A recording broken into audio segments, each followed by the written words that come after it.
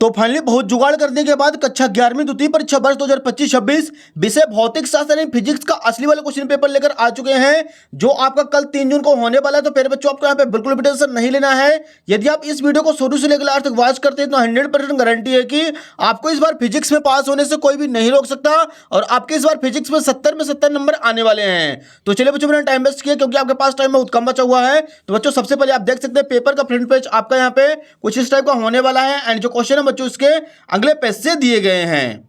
तो यहां पे देखिए बच्चों, सबसे पहले क्वेश्चन नंबर 1 है हमारे सामने, सही विकल्प का चयन कीजिए। इसका पहला क्वेश्चन है, एक व्यक्ति अपनी यात्रा की आधी दूरी v1 चाल से तथा शेष आधी दूरी v2 चाल से चलता है तो उसकी औसत चाल होगी। इसका करेक्ट आंसर हो जाएगा option number B, v equal 2 into v1 v2 upon v1 plus v2। दूसरा क्वेश्चन है, यदि किसी वस्तु को ऊर्ध्वाधर ऊपर की ओर वेग u से फेंका जाता है तो उड्डयन काल होगा। ऑप्शन नंबर बी हो जाएगा इसका 2u/g। तीसरा प्रश्न है, यदि किसी स्प्रिंग को L दूरी तक खींचा जाता है तो उसमें संचित स्थितिज ऊर्जा 10 जूल बढ़ जाती है। यदि स्प्रिंग को L दूरी तक और खींचा जाए तो उसकी स्थितिज ऊर्जा कितनी और बढ़ेगी। इसका राइट आंसर हो जाएगा ऑप्शन नंबर ए, 30 जूल। चौथा क्वेश्चन है, पिंड की गतिज ऊर्जा के एवं रेखीय संवेग P में संबंध होगा। तो इसका आंसर हो जाएगा option number D, K equal P²/2m। पांचवा प्रश्न है, निम्नलिखित में असत्य संबंध है। इसका करेक्ट आंसर हो जाएगा option number C, L equal I alpha. छठवां क्वेश्चन है, पृथ्वी की सतह से पलायन वेग का मान पिंड के द्रव्यमान m पर किस प्रकार निर्भर करता है। इसका राइट आंसर हो जाएगा A equal V proportional m⁻0। तो बच्चों, जो क्वेश्चन नंबर पहला था अपना पूरा कंप्लीट हो चुका है। इसका आप लोग फटाफट स्क्रीनशॉट ले लीजिए। जो बच्चे इंग्लिश मीडियम से हैं तो वो देखेंगे फटाफट इसका answer. Choose the correct option. पहला नंबर है, a man travels the half distance of the journey with the speed of v1 and remaining half distance with a speed of v2, the average speed of man will be। Option number B हो जाएगा इसका, v equal 2 into v1 v2 upon v1 plus v2। Second number question है, the time of the flight of the body projected vertically up the velocity u is. Option number B हो जाएगा इसका 2u/g।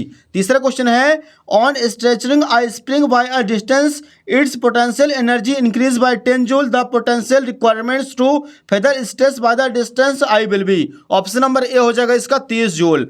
चौथा question है, the relation between kinetic energy and linear momentum is. Option number D करेंगे इसका, K equal P²/2m।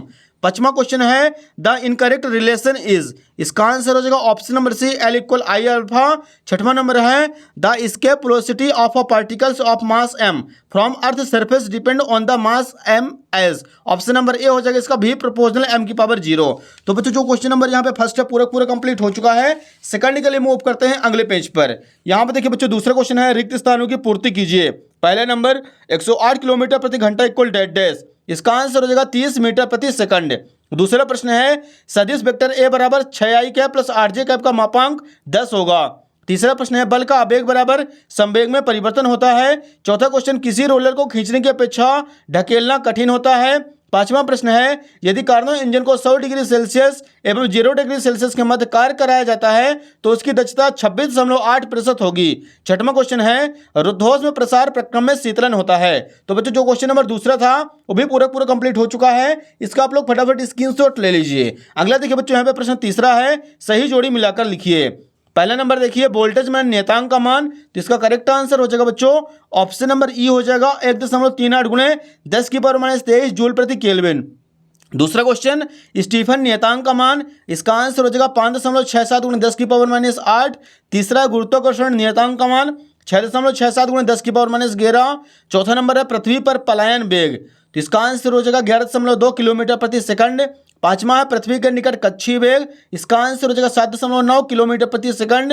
और छठवां है, एक पॉइज 10⁻1 किलोग्राम मीटर गुणे सेकंड। तो ये हो जाता है बच्चों यहाँ पे क्वेश्चन नंबर तीसरा कंप्लीट। इसका आप लोग फटाफट स्क्रीनशॉट ले लीजिए। क्वेश्चन नंबर 4 के लिए मूव करते हैं अगले पेज पर। यहाँ पे देखिए बच्चों, चौथा नंबर है, एक वाक्य फिर एक शब्द में उत्तर लिखिए। पहला क्वेश्चन, सेकंड दोलक के आवर्तकाल का मान बताइए। तो इसका आंसर हो जाएगा 2 सेकंड। दूसरा क्वेश्चन है, यदि पिंड स्प्रिंग से जुड़ा है तो उसके दोलन काल का सूत्र लिखिए। इसका आंसर हो जाएगा बच्चों T इक्वल 2π√m/k। तीसरा प्रश्न है, किसी तरंग के लिए पथांतर एवं कालांतर में संबंध लिखिए। तो इसका आंसर हो जाएगा डेल्टा x बराबर λ/2π × डेल्टा फाई। चौथा क्वेश्चन, समान लंबाई की स्टील की मोटी छड़ एवं स्टील के पतले तार में किसकी प्रत्यास्थता अधिक होती है। इसका आंसर हो जाएगा दोनों पदार्थ की समान होगी। पांचवा प्रश्न है, पदार्थ के क्षेत्रीय प्रसार गुणांक बीटा एवं आयतन प्रसार गुणांक गामा में संबंध लिखिए। इसका इसका आंसर हो जाएगा बच्चों गामा इक्वल 3/2 बीटा। तो बच्चों जो क्वेश्चन नंबर चौथा था अपना एक वाक्य में उत्तर पूरा कंप्लीट हो चुका है। इसका आप लोग फटाफट स्क्रीनशॉट ले लीजिए। अगला देखिए पहले बच्चों 5वां क्वेश्चन, निम्नलिखित कथनों के लिए सत्य अथवा असत्य कथन लिखिए। पहला प्रश्न है वायु का प्रत्यास्थता गुणांक ज्ञात नहीं किया जा सकता है। इसका आंसर हो जाएगा सत्य। दूसरा है पिंड का जड़त्व आघूर्ण एक सदिश राशि है, असत्य। तीसरा क्वेश्चन द्रव्यमान केंद्र सदैव वस्तु के भीतर उपस्थित होता है। इसका आंसर हो जाएगा सत्य। चौथा है स्वतंत्रता पूर्वक गिरते हुए पिंड की गतिज ऊर्जा संरक्षित रहती है, सत्य। 5वां नंबर है गति करते पिंड के लिए संभव है कि उसकी चाल न बदले किंतु वेग बदल जाए, सत्य। तो बच्चों जो क्वेश्चन नंबर 5वां है सत्य असत्य वो भी कंप्लीट हो चुका है। इसका भी आप लोग फटाफट स्क्रीनशॉट ले लीजिए। अगला क्वेश्चन देखिए बच्चों इसी के नीचे दिया गया है क्वेश्चन नंबर 6वां, ऊर्जा संविभाजन का नियम लिखिए। तो ये रहा बच्चों यहाँ पे लिखेंगे उत्तर क्रमांक 6 ऊर्जा संविभाजन का नियम। ये देखिए बच्चों इसका आंसर लिखेंगे तापीय साम्य की स्थिति में किसी ऊष्मागतिक निकाय की कुल ऊर्जा उसकी समस्त स्वतंत्रता की कोटियों में समान रूप से विभाजित होती है और प्रत्येक स्वतंत्रता की कोटि में औसत ऊर्जा 1/2 केबीटी होती है। तो ये हो जाएगा बच्चों यहाँ पे क्वेश्चन नंबर अपना 6वां पूरा कंप्लीट। इसका आप लोग फटाफट स्क्रीनशॉट ले लीजिए। अगला क्वेश्चन नंबर 7वां देखिए बच्चों इसी के नीचे दिया गया है ऊष्मागतिकी का 0वां नियम लिखिए। तो ये रहा बच्चों उत्तर क्रमांक 7 का आंसर। यहाँ पे लिखेंगे ऊष्मागतिकी का 0वां नियम। इस नियम के अनुसार यदि दो निकाय किसी तीसरे निकाय के साथ पृथक पृथक तापीय साम्य हैं तो ये आपस में भी तापीय साम्य होते हैं।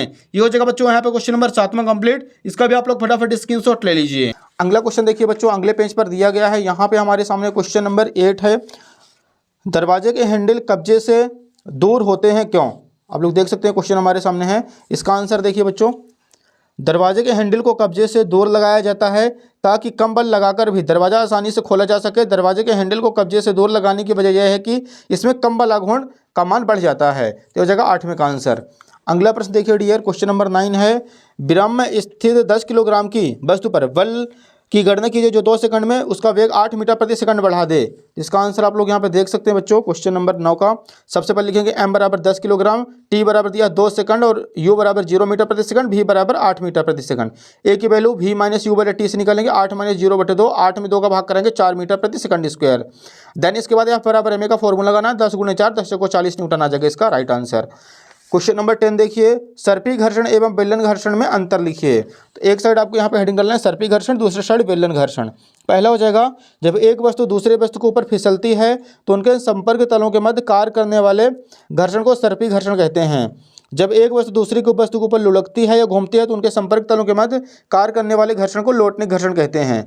दूसरा पॉइंट लिखना है, सर्पी घर्षण का मान लोटनिक घर्षण की तुलना में बहुत अधिक होता है, लोटनिक घर्षण का मान सर्पी घर्षण की तुलना में बहुत ही कम होता है। तो हो जाएगा 10वें का आंसर। आप लोग इसका स्क्रीनशॉट ले लीजिए। अगला प्रश्न देखिए बच्चों 11 नंबर है, न्यूमेरिकल क्वेश्चन यहाँ पे हमारे सामने। एक वस्तु 78.4 मीटर ऊंचे शिखर से स्वतंत्रतापूर्वक गिर रही है, वस्तु द्वारा दूसरे सेकंड में चली गई दूरी ज्ञात कीजिए। इसका आंसर आप लोग यहाँ पे देख सकते हैं। सबसे पहले सेकंड में चली गई दूरी निकाल लेना है। तो यहाँ पे आ जाएगा 4.9, दूसरे सेकंड में 19.6, दोनों को माइनस कर देंगे बच्चों यहाँ पे, तो आंसर आ जाएगा 14.7 मीटर। तो इसका आप लोग स्क्रीनशॉट ले लीजिए।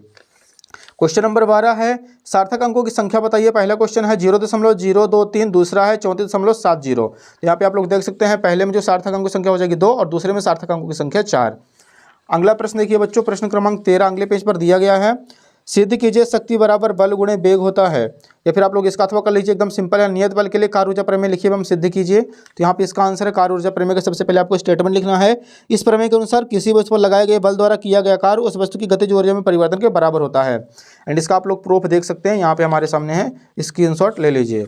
अगला प्रश्न 14 है, एकदम सिंपल, आपको इसका अथवा कर लेना बच्चों। केपलर के ग्रहों की गति के नियम लिखिए। तो ग्रहों की गति के केपलर के 3 नियम है। पहला हो जाएगा केपलर का प्रथम नियम, प्रत्येक ग्रह सूर्य के परितः दीर्घवृत्तीय कक्षा में परिक्रमा करते हैं और सूर्य इसके एक नाभि पर होता है। केपलर का द्वितीय नियम, इस नियम अनुसार किसी ग्रह को सूर्य से जोड़ने वाली रेखा समान समय अंतराल में समान क्षेत्रफल तय करती है। केपलर का तृतीय नियम, इस नियम अनुसार किसी ग्रह के परिक्रमण काल का वर्ग उसकी कक्षा के आर्य दीर्घ अक्ष के समानुपाती होती है। तो इसका भी आप लोग स्क्रीनशॉट ले लीजिए। अगला प्रश्न 15 है, द्रव का पृष्ठ तनाव किन किन कारकों पर निर्भर करता है, समझाइए। तो इसका आंसर आप लोग यहाँ पे देखिए बच्चों, उत्तर क्रमांक 15 का पहला पॉइंट लिखना है, द्रव के ताप पर समानता ताप बढ़ाने पर द्रव का पृष्ठ तनाव घटता है क्योंकि ताप बढ़ाने पर संसंजक बल का मान कम हो जाता है। दूसरा पॉइंट लिखना है, अशुद्धियों की विलेयता पर यदि अशुद्धि कम विलेयशील है तो द्रव का पृष्ठ तनाव घट जाता है, जैसे पानी में साबुन, फिनोल या अन्य डिटर्जेंट डालने पर पानी का पृष्ठ तनाव कम हो जाता है। तीसरा लिखना संदूषण, यदि द्रव के पृष्ठ तनाव पर मिट्टी के कण, धूल के कण, चिकनायुक्त पदार्थ जैसे ग्रीस, तेल, पेट्रोल, डीजल आदि उपस्थित है तो द्रव का पृष्ठ तनाव कम हो जाता है। तो इसका भी आप लोग फटाफट स्क्रीनशॉट ले लीजिए उत्तर क्रमांक 15 का। अगला प्रश्न देखिए डियर, क्वेश्चन नंबर 16 है, अनुप्रस्थ तरंग एवं अनुदैर्ध्य तरंग में अंतर लिखिए। एकदम आसान, एकदम सिंपल। एक से लिखना अनुप्रस्थ तरंग, दूसरे साइड अनुदैर्ध्य तरंग। पहला पॉइंट हो जाएगा, इन तरंगों में माध्यम के कण तरंग संचरण की दिशा के लंबवत कंपन करते हैं। इन तरंगों में माध्यम के कण तरंग संचरण की दिशा में कंपन करते हैं। दूसरा पॉइंट, इन तरंगों में सुरंग तथा गर्त बनते हैं। इन तरंगों में संपीड़न तथा बिरलर बनते हैं। अगला पॉइंट लिखना है, इन तरंगों को ध्रुवित किया जा सकता है, इन तरंगों को ध्रुवित नहीं किया जा सकता। तो इसका भी आप लोग स्क्रीनशॉट ले लीजिए। अगला प्रश्न देखिए बच्चों, यहाँ पे क्वेश्चन नंबर 17 है, वंडर वाल समीकरण दिया गया, इसको हमें सिद्ध करना है। आप इसका अथवा कर लीजिए, एकदम आसान है, मोस्ट इंपॉर्टेंट भी है बच्चों ये।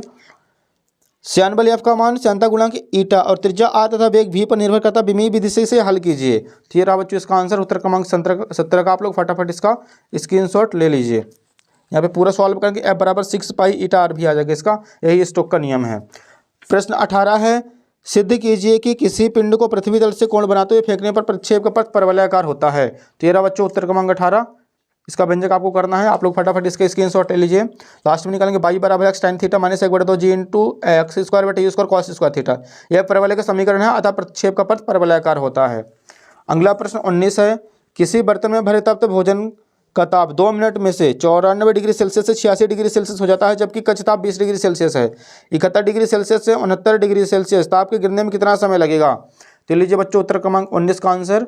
अब लोगों को इसका स्क्रीनशॉट लेकर अपनी कॉपी में अच्छे से नोट कर लेना है, तभी आपसे ये पूरा का पूरा बनेगा।